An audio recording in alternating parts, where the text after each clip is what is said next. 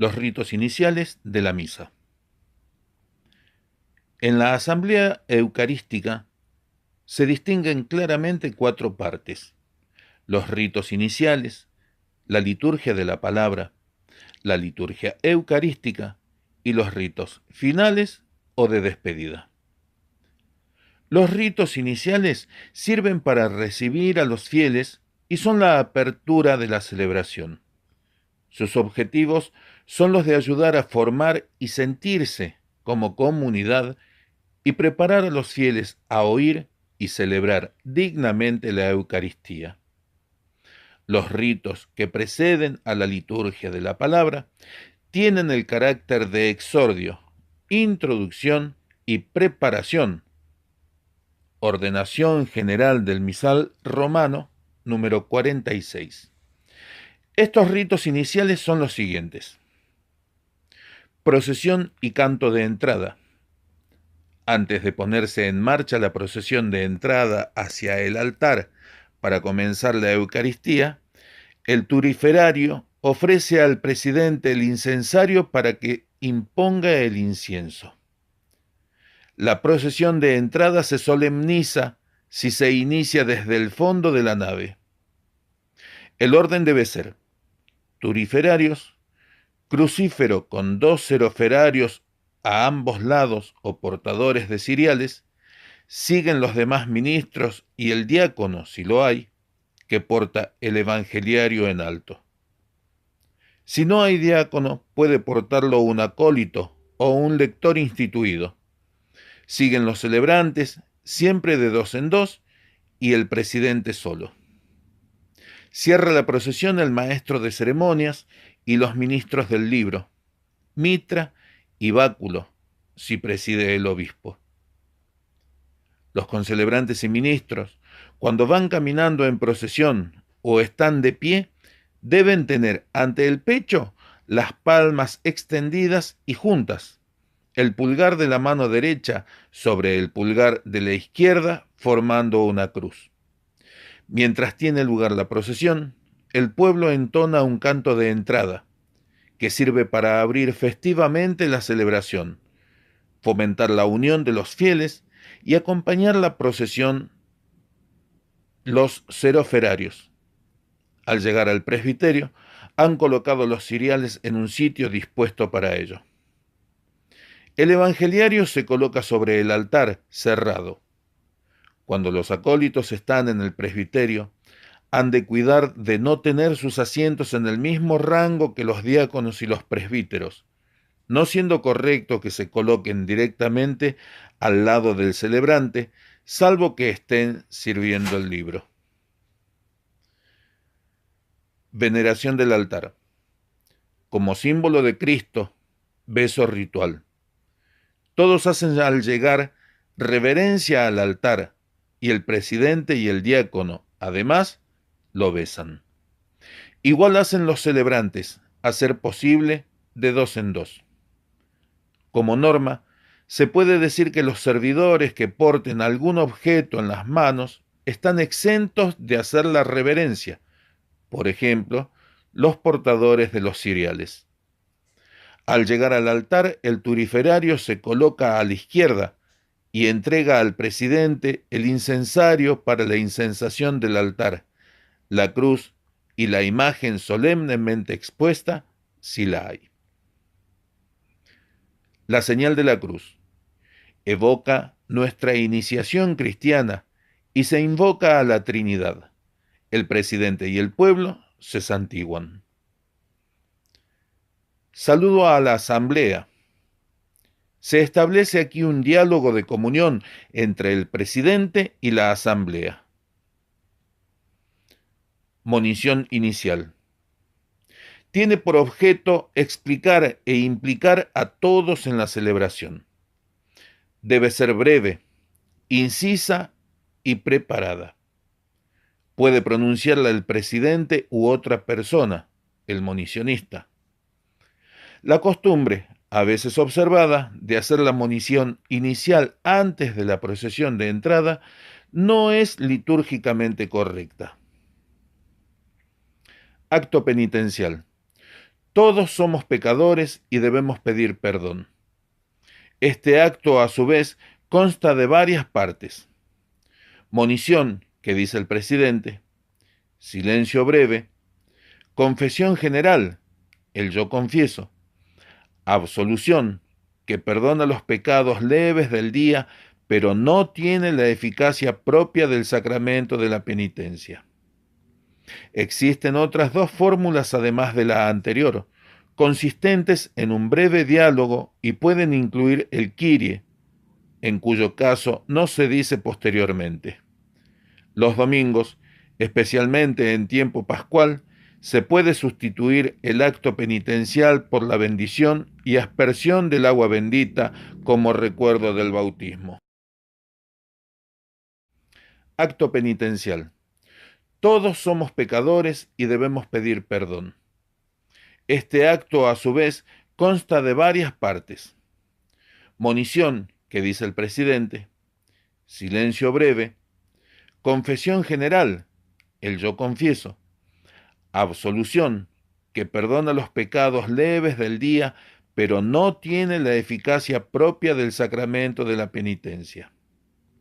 Existen otras dos fórmulas además de la anterior, consistentes en un breve diálogo y pueden incluir el Kyrie, en cuyo caso no se dice posteriormente. Los domingos, especialmente en tiempo pascual, se puede sustituir por la bendición y aspersión del agua bendita como recuerdo del bautismo. El Kyrie, Señor, ten piedad, tiene carácter doxológico. No es penitencial, sino que tiene sentido de aclamación a Cristo y petición de misericordia. Son unas palabras griegas venerables de larga tradición. Se le atribuye al Papa San Gelasio, de fines del siglo V, su introducción en la misa. El himno Gloria no fue compuesto para la misa. Entró en la Eucaristía para la fiesta de Navidad, extendiéndose después a los domingos, pero solo para los obispos. Es un himno trinitario de alabanza. Se le llama también doxología mayor o gran doxología. La oración colecta. El sacerdote invita a orar, lee la oración y el pueblo ratifica con un amén. La oración colecta se dice tras el Gloria, si lo hay, o tras el Señor ten piedad. Es la primera de las oraciones presidenciales. Mediante esta oración se expresa la índole de la celebración, o sea, el carácter propio del día. Si es solemnidad, fiesta o memoria, se suele citar en la misma el santo que celebramos. Se la llama así porque recolecta las intenciones individuales en una sola oración que se convierte en la oración de la Iglesia. También se la llama a veces oración del día o de la misa. Se considera la oración más importante de las variables y concluye con la fórmula trinitaria más desarrollada.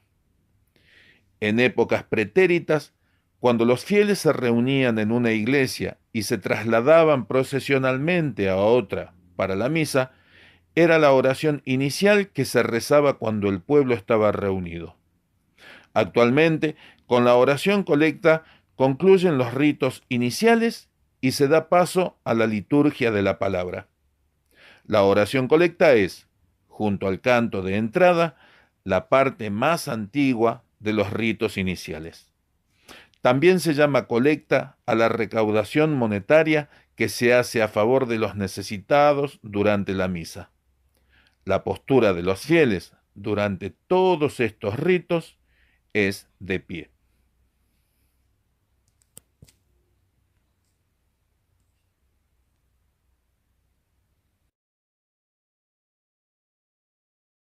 De la palabra.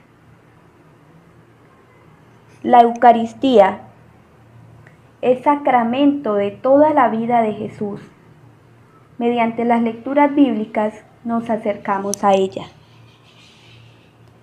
En la primera lectura, que es tomada del Antiguo Testamento, y nos sirve para entender muchas de las cosas que hizo Jesús.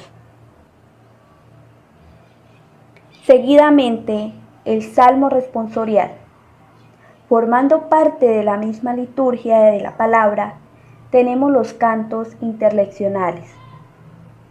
Después de la primera lectura, sigue un salmo responsorial que se toma del leccionario. El salmista o cantor del salmo, desde el ambón o desde otro sitio oportuno, proclama las estrofas del salmo, mientras toda la asamblea escucha y además participa con su respuesta. La segunda lectura es tomada del Nuevo Testamento, ya sea de los Hechos de los Apóstoles o de las cartas que escribieron los primeros apóstoles. Esta segunda lectura nos sirve para conocer cómo vivían los primeros cristianos y cómo explicaban a los demás las enseñanzas de Jesús. Esto nos ayuda a conocer y entender mejor lo que Jesús nos enseñó. También nos ayuda a entender muchas tradiciones de la Iglesia. Después de la segunda lectura se canta el Aleluya, que es un canto alegre que recuerda la resurrección u otro canto según las exigencias del tiempo litúrgico. Después viene el Evangelio. Se toma de alguno de los 4 evangelios de acuerdo al ciclo litúrgico y narra una pequeña parte de la vida o las enseñanzas de Jesús. Es aquí donde podemos conocer cómo era Jesús, qué sentía, qué hacía, cómo enseñaba, qué nos quiere transmitir. Esta lectura la hace el sacerdote o el diácono. Seguidamente encontramos la homilía. Conviene que sea una explicación de las lecturas, o de otro texto del ordinario, o del propio de la misa del día, teniendo siempre el misterio que se celebra y las particulares necesidades de los oyentes. Profesión de fe. Con el símbolo o credo, el pueblo da su asentamiento y respuesta a la palabra de Dios, proclamada en las lecturas y en la homilía, y trae su memoria antes de empezar la celebración eucarística, la norma de su fe. Oración universal. En la oración universal u oración de los fieles, el pueblo, ejercitando su oficio sacerdotal, ruega por todos los hombres, por el Papa, por la Iglesia, por el Estado y por las necesidades. La asamblea expresa su súplica o con una invocación común que se pronuncia después de cada intención o con una oración en silencio. Bueno, mis estimados hermanos, es así que hemos abordado el día de hoy el tema correspondiente a liturgia de la palabra. Espero encontrarnos en una próxima oportunidad y sea nuestro Señor Jesucristo bendiciéndonos una vez más. Hasta la próxima.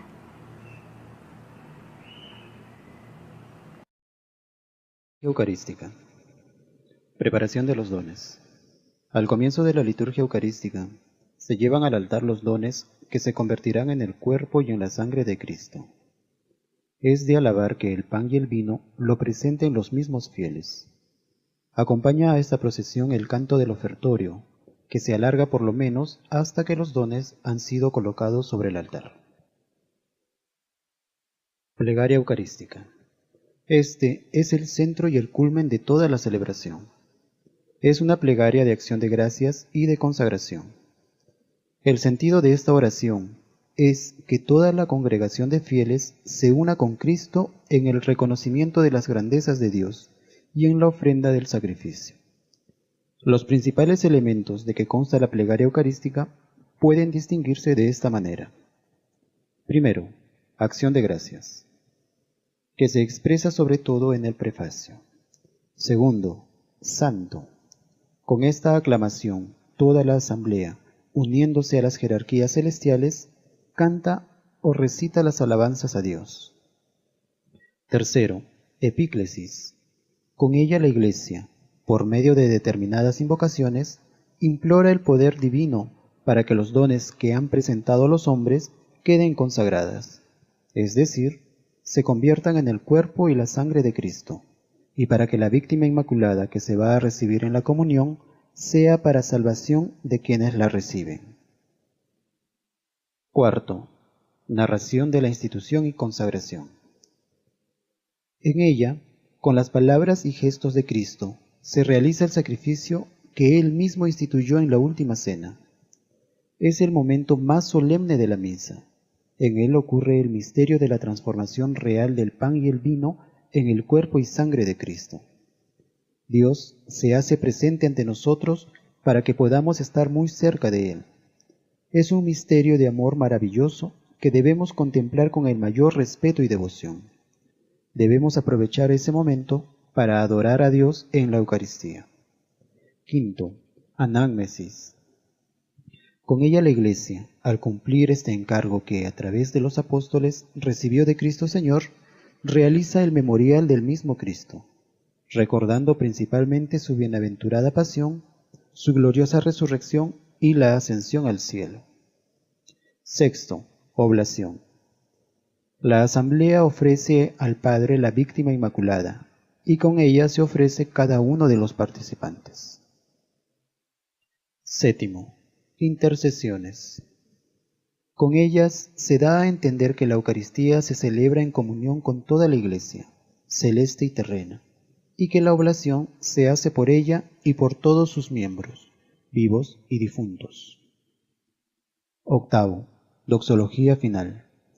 En ella se expresa la glorificación de Dios y se concluye y confirma con el amén del pueblo.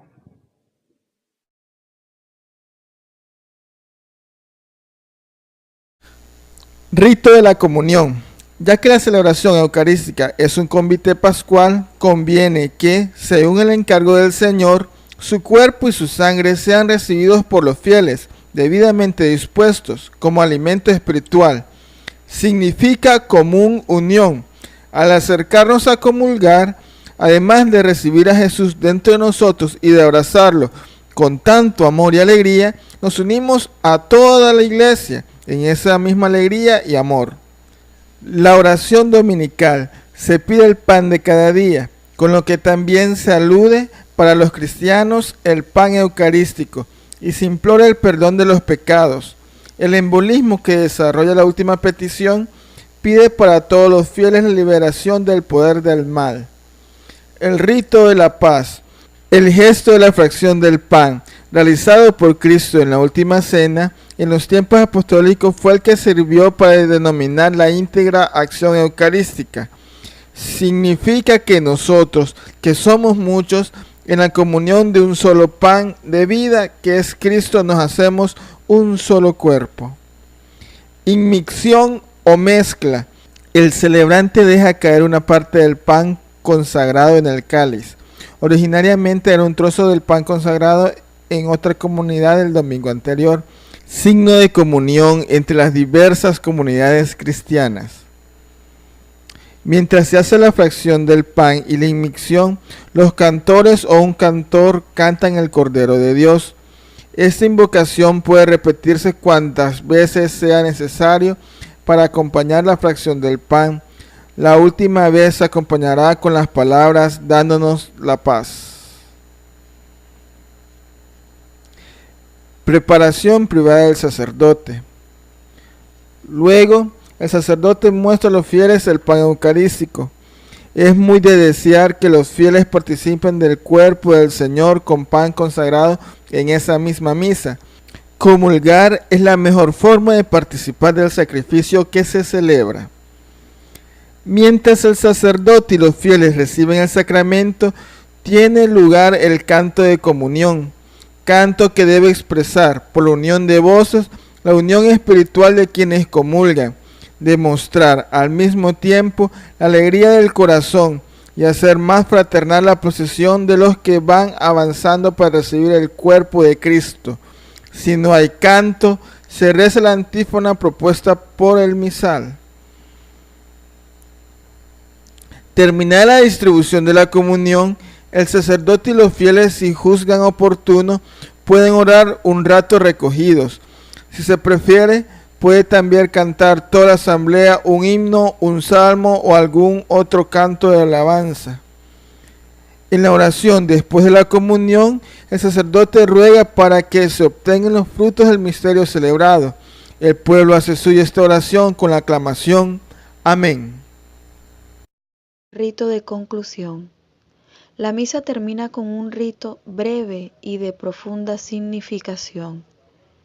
Saludo. El sacerdote, extendiendo las manos, saluda al pueblo diciendo: El Señor esté con vosotros. A lo que el pueblo responde: y con tu espíritu. Bendición. Y como al principio de la misa, el signo de la cruz y el nombre de la Santísima Trinidad. Enseguida el sacerdote añade: la bendición de Dios Todopoderoso, haciendo aquí la señal de la bendición, Padre, Hijo y Espíritu Santo, descienda sobre vosotros. Y todos responden: Amén. Cristo, por medio del sacerdote, con la eficacia y certeza de la liturgia, concede finalmente a su pueblo una bendición, así como el Señor en el momento de la ascensión, al despedirse de sus discípulos, alzó sus manos y los bendijo, y mientras los bendecía se separó de ellos y fue llevado al cielo. Lucas 24, 50-51. Así ahora, por medio del sacerdote que le representa, el Señor bendice al pueblo cristiano que se ha congregado en la Eucaristía para celebrar el memorial de su pasión salvadora y de su admirable resurrección y ascensión al cielo, mientras espera su venida gloriosa. Despedida y misión. La palabra misa, que procede de misio, misión, envío, despedida, ya desde el siglo IV viene siendo uno de los nombres de la Eucaristía. En efecto, la celebración de la Eucaristía termina con el envío de los cristianos al mundo. Y no se trata aquí tampoco de una simple exhortación. Vayamos en paz. Apenas significativa, sino de algo más importante y eficaz. En efecto, así como Cristo envía a sus discípulos antes de ascender a los cielos: id por el mundo y predicad el Evangelio a toda criatura. Marcos 16:15.